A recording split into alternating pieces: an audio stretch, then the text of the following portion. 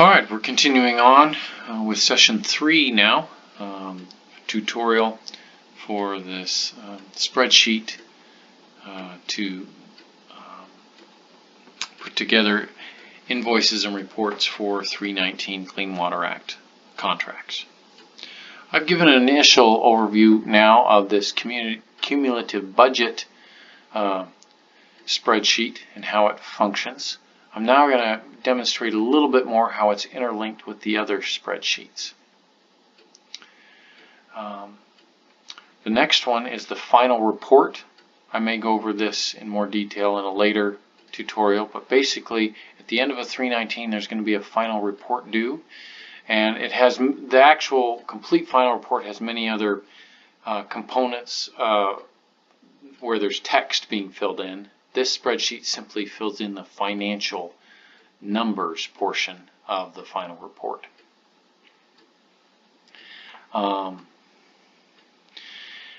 It contains a table where you would have the original budget amounts, and again these are green numbers, so that means they're automatically populated.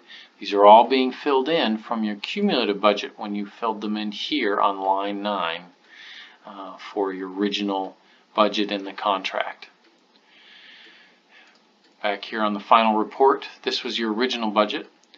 Then you have the actual expenditures that you're spending throughout the life of the contract, and it's going to be filling these in for you. Now, because I don't have that many numbers filled in yet in this demonstration, many of these numbers are empty, but I have a little bit in personnel. So it's already been tracking that for me, both my 319 federal grant funds and the non-federal matching or match, also known as in-kind funds, and the total there. And it's totaling all these up for me so that I don't have to create this when I get to the end of my 319 contract and have to submit this report. This particular table over here is just for internal organizational purposes only. This will not be part of your report. It's just simply showing some percentages of how much you spent relative to what was originally budgeted. And I'll go over that in greater detail perhaps in a later tutorial. Particularly I can see some adjustments need to be made in that these numbers are appearing as decimals, and in fact they should be appearing as a percentage. So you'll see from time to time some numbers that just look a little bit odd, and sometimes it's simply in Excel it's needed, how it's appearing, the format needs to be changed. So if it should be a date there, then you would change it to a date, either short date typically. If it's a percentage, then it would need to be percentage. If it's a financial number, I usually use the accounting format. So anyway, from time to time you may encounter things like that in your copy of the template that are just little things that need to be tweaked, and I just ask for your patience and see if you find what needs to be adjusted there. So again, this should be percentage. Some numbers, when you're creating a percentage, as I'll show you later on, if there's no number to work from, to divide from in the formula that I've entered in for a particular field, you can see the formula up here, then it just creates kind of an error message right there. That doesn't mean there's an actual error with the formula, it just means there's no financial data entered in yet to work with. In other words, I haven't entered in any actual indirect charges yet in this contract for it to divide up. Alright, I'm going to continue on with subsequent spreadsheets, getting into the more meat of the overall workbook. Here we have our invoice, which I'll go over, and then with the invoice for that quarter, in this case quarter 1, Q1, we have a report document, a doc document or documentation, and travel document. And I may at some point, even as I mentioned in a previous tutorial, create another one here for individual timesheets. But for now, this is what I'm working with. So in my invoice, again, I want to emphasize, if a bit of text or a bit of a number, financial data is in green, that means it's populating from somewhere else. So it's best, if you need to change a number, don't change it where it's in green. Find out where the source of that bit of information is and go change it there, where usually it would be in red. So here, if I want to change my program manager amount, I need to look up and see, okay, this is in invoice 1, which is actually the document we're in cell D69 down here. See, and there it is in red. So that means that's the appropriate place to change that. So, okay, I'm going to delete that little note to myself there. Okay. A few things I'll just make note of for those who may not be quite as familiar with Excel. Here, most often a number, if it's populating, if a formula is populating from somewhere within that same spreadsheet, then it will simply appear as a cell number. So I'm trying to think if I can think of it as an example, find an example for you.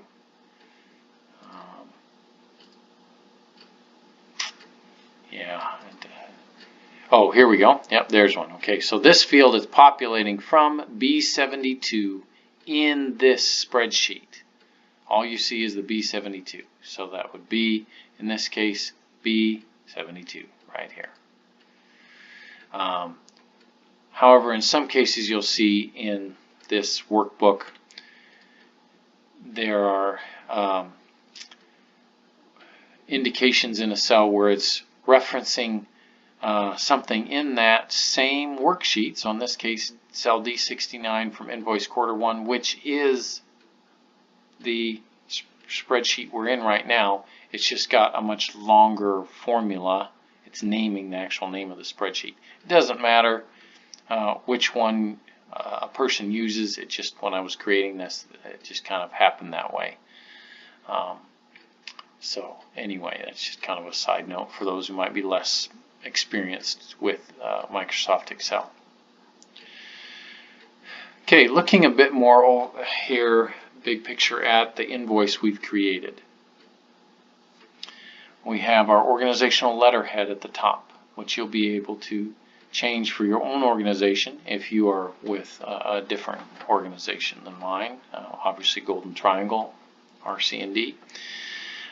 When you edit this, these different fields here, when you edit it on invoice 1, it's going to change it in all the subsequent invoices for you. So if you take out our letterhead and insert in these particular fields your own letterhead and address, it will change it everywhere else in this whole workbook for you.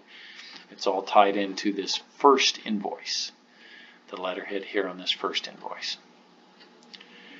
Okay, the name of the project, again, that's in green letters, so that's pulling that data in from our cumulative budget. So don't need to mess with that. That's filled in for every invoice going forward for us. We just need to look for those red fields, like the date. That's going to be the date you're submitting this invoice to EPD, and the particular time frame of the quarter that you're working on. You fill it in here, and it's going to fill it in everywhere else for you. It even is all set up as quarter 1, since this is the invoice for quarter 1. The first page is our itemized invoice, as it's called. And other than these few items at the top, it's basically going to fill in for us all this bit of data, descriptions, all the financial amounts are going to fill in for us. In a few cases, if there's the source cell in Microsoft Excel is blank, it will just put a 0 there. So if you see just a 0 sitting somewhere, It's just because Excel inserts a 0 when there's nothing in cell B79 down here. Cell B79, there's nothing there at the moment, so it just inserts a 0. So you can just essentially ignore that when there's a 0. If there may be a way in Excel to make it so it just appears totally blank here, but yeah, I haven't found that based on my moderate or intermediate knowledge of Excel. So we have our itemized invoice here. We're going to scroll on down through that and get to our cost breakdown invoice here. And anyone experienced with 319s will know we typically have a cost breakdown federal invoice and a non-federal in-kind match contribution breakdown invoice. So this is going to be the key area where each quarter you're going to be entering most of your data, your financial data and amounts.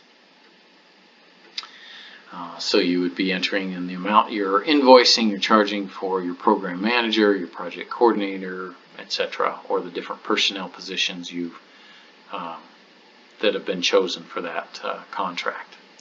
And again, you don't even have to fill in the name or description of the program manager or project coordinator, or maybe again it might be implementation manager for that position that time. Those are filling in because they're green. They're filling in, as you can see, as described up here from the cumulative budget field E8. Look back over here. That's what you created when you first started the contract and filled that data in because it's orange. Again, orange or red are what you would be filling in.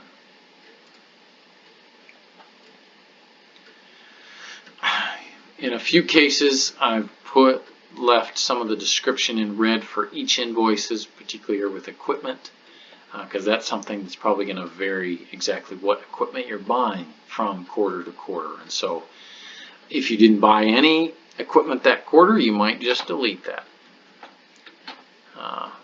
Yeah, and leave that blank. But that's just to indicate that's the place where that description would go and the associated amount there. Now, with travel, you will see later on I've created another little document where you're inserting your travel data for mileage for the different folks. I've just set this up as in the way that fits the way our organization most commonly invoices, where we might have our first two people, person A or person B, which person A might be your program manager or might be your project coordinator.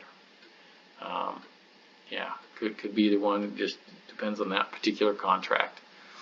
But again, that's going to auto-populate from another document, in this case from the travel quarter one document, which I'll explain in more detail later.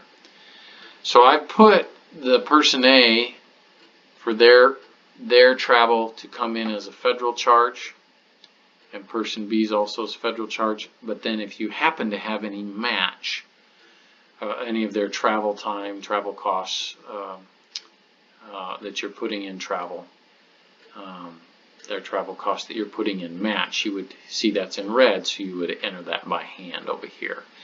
Whereas for person C, which in our organization typically is the admin person, the admin person's travel typically goes into match, and so I put that to auto-populate from my travel spreadsheet over here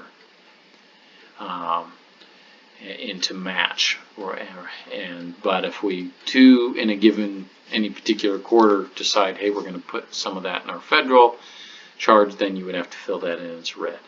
Of course, if you're working in a different organization than Golden Triangle, you could adjust that based on your organizational tendencies or protocols.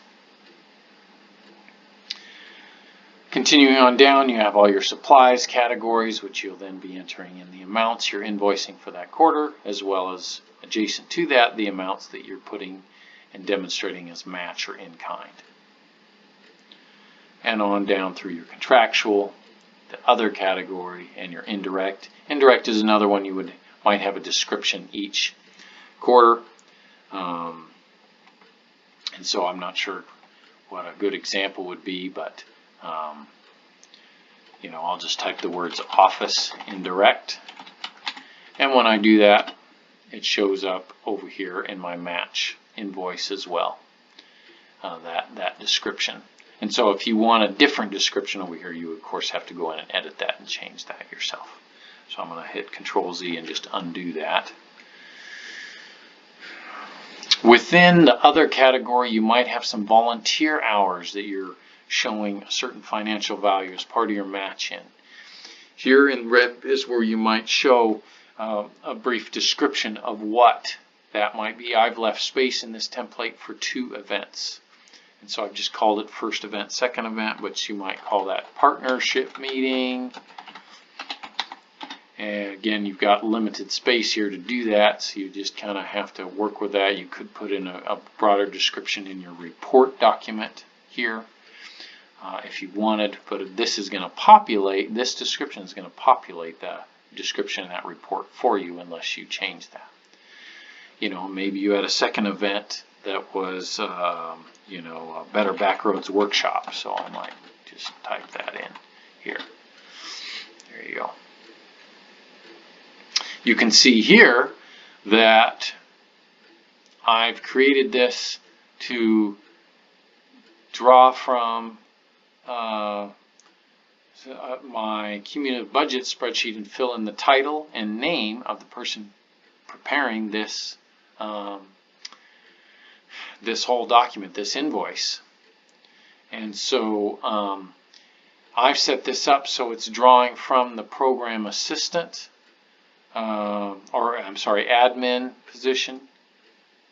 In this case, presently, that's this category right here.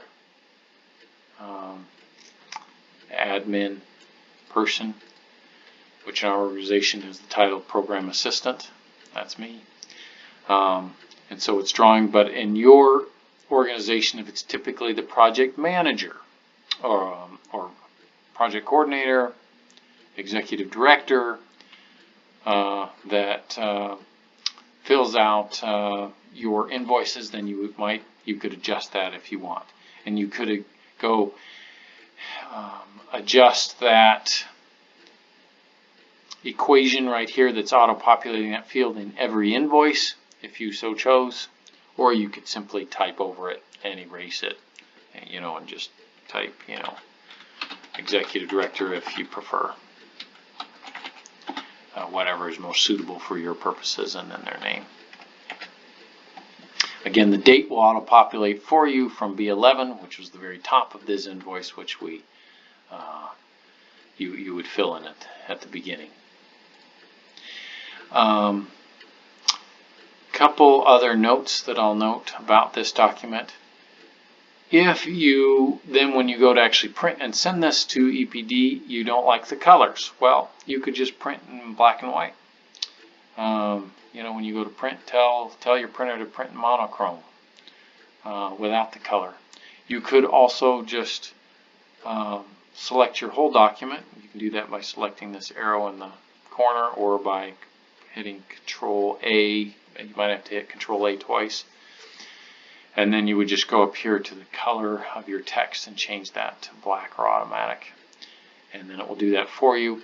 If I do make it all black just for the purpose of submission to EPD, I do prefer then to immediately undo that, and just in case in the future I have to go back and reference that spreadsheet for that particular quarter and make any changes, then it's clear to me what fields are auto-populating, the ones in green, and which ones are hand-entered, the ones in red.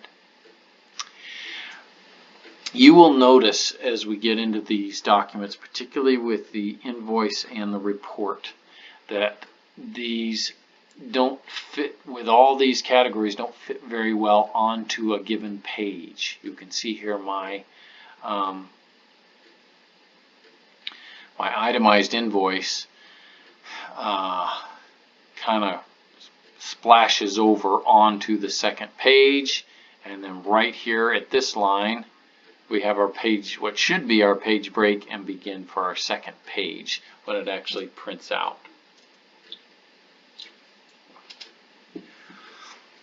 There's no great or ideal way I found around this. Anyone experienced with 319 reports will know that it'd be very unusual to have this many categories you're invoicing for, as you see listed here, on a given quarter, or even on a given contract.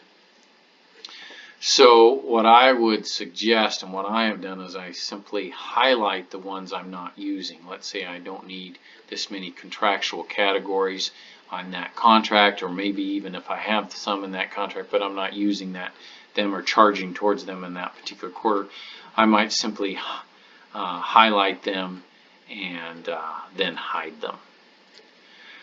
You could delete them as well. Again, got to be careful with and make sure that nothing is tied to those lines anywhere else, because there are fields in this workbook that both they're receiving data from somewhere else. See, like this one is receiving from equals B from field B91, and they're also transmitting data onto another field from another place. Let's see. I'm not going to take time to give an example right now. I'll demonstrate that later, but you got to be careful when deleting these, that it's until you get real familiar with this spreadsheet that you don't delete a field that's not only receiving data from somewhere, but it's transmitting data onto another cell in one of the other spreadsheets or somewhere else within that given spreadsheet. So I found it best just to hide lines. And so then you would just have to kind of work with your spreadsheet and hide just enough of your unused lines to get your page break where you want it. That's a little bit of a hassle to have to do each time around, each quarter. I've kind of gotten used to it, and I also then, if I know for a given contract I'm not ever going to have any watershed model supplies, so then I create a template just for that contract so that all my invoices have that line deleted for me. If you do delete or hide the last line of a given box, you just have to be aware that it's going to leave you potentially without any hard line there at the bottom. The line you're seeing is just showing, I think, that there's hidden stuff there. Let's see here if I can show a different example. I hide this, yeah, that one I hid my little spacer line, but if I hid these two, yeah, see, there we go. See, there's no line at the bottom of this box anymore. Maybe that doesn't really matter. Maybe the folks at EPD will just put up with that. If you want, you could just go in and create yourself a little line using this little thing right here. That's where your underline is, and now I've got my box back again. And so then you would again work to get your page break right where you want it, right below the total for non-federal match right there. That's where you would want the page break to be, and so on. So let's see if I can, let's just say we didn't have any more that this time of these categories in this particular quarter, so I'll hide those. I'm almost there. I'll hide that one too. There we go. So I've got this right at the bottom of my page break, new page. There's my organizational letterhead. There's my information for my next invoice page, and so on. So The letterhead doesn't work perfectly in this because I've got a bit in the header and then a bit down in this cell. So you could adjust that based on your own needs in your own organization if you prefer.